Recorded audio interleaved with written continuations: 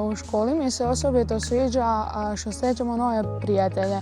Prijateljstvo, znači ima nas jako puno, profesori su jako dobri i pokušavaju nam pomoći u svakom trenutku, brinu se o nama i sve je super, znači škola nam je odlična. Najviše mi se sviđa u školi to što praktična nastava, jer s profesoricom imamo jako dobru profesoricu koju moram pomenuti, jer nam pomaže u svakom trenutku, daje nam sjajne ideje i prošli tjedan smo radili spavačicu za djevojke i naravno bile su pozitivne ocjene, dobili smo 5. Ako imate volju, znanje i kreativnost, zašto ne probati? Čak sam i ja to napravila.